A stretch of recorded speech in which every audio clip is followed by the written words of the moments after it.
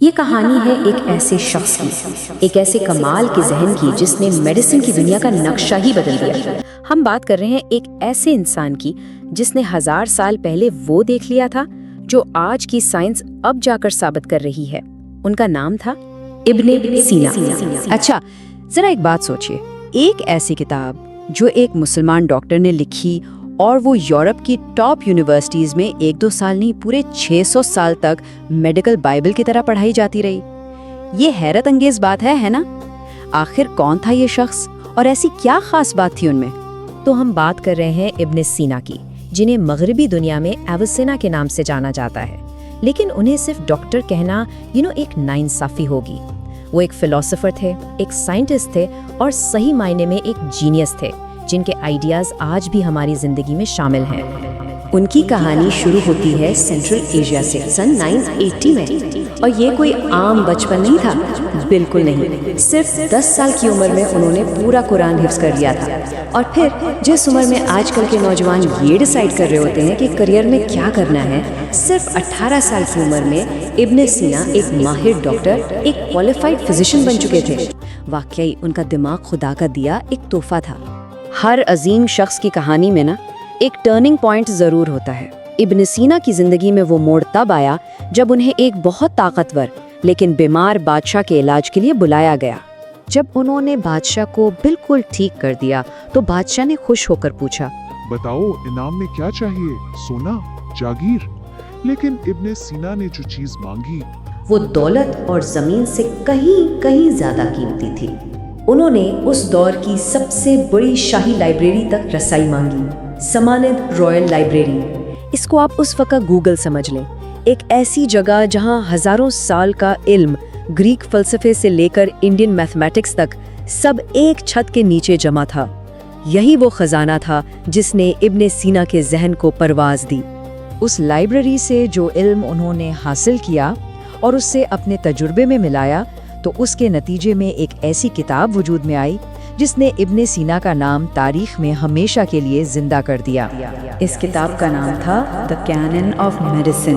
دیکھیں، یہ صرف ایک کتاب نہیں تھی، یہ ایک پورا میڈیکل سسٹم تھا، 5 بڑی والیومز پر مشتمل ایک انسائکلوپیڈیا۔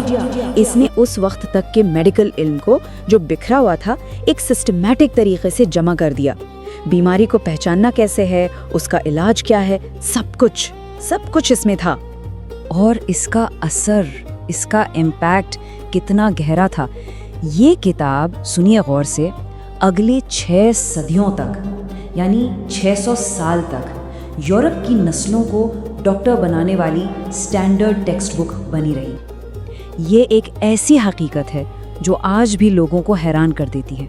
تو سوال یہ ہے کہ ابن سینا بیماریوں کو سمجھتے کیسے تھے؟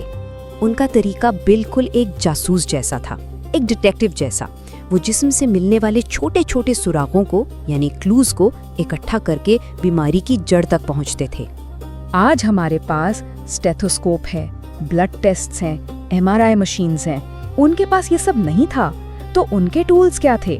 مریض کی نبض یعنی پلس، یورین کا رنگ اور اس کی ساخت، اور سب سے اہم، مریض سے تفصیلی گہرے سوال و جواب کرنا، یہاں تک کہ انہوں نے مریض کے موڈ اور اس کی ذہنی حالت کو اس کی بیماری سے جوڑا۔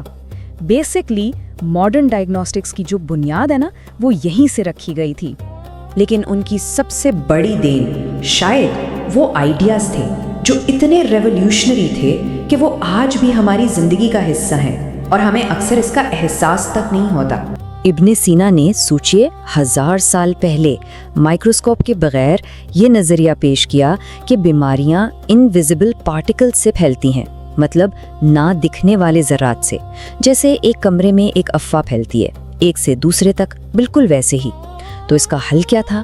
انہوں نے 40 دن کے آئسولیشن کا کانسیپٹ دیا، جسے ہم آج کوارنٹین کہتے ہیں۔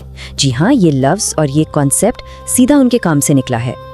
اور یہ تو صرف شروعات تھی، دواؤں کی سائنٹیفک ٹیسٹنگ کا آغاز انہوں نے کیا۔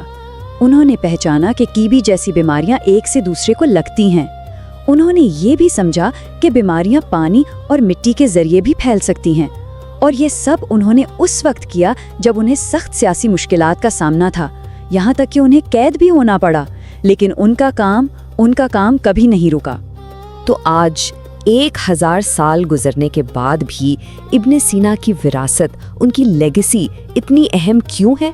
क्यों हम उन्हें आज भी याद करते हैं? क्योंकि उन्होंने कदीम दौर की हिकमत और आने वाले दौर की साइंस के दरमियान एक पुल बनाया। उन्होंने हमें सिखाया कि बीमारी को एक सिस्टम के तहत कैसे समझा जा सकता है।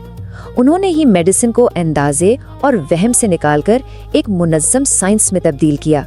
इब्ने सीना ने साबित किया कि एक इंसान का काम, एक इंसान का विजन आने वाले हजारों सालों तक दुनिया पर अपना असर छोड़ सकता है। उनकी कहानी हमें भी सोचने पर मजबूर करती है ना, कि हम अपने पीछे क्या विरासत छोड़कर जाएंगे। Don't forget to like and subscribe.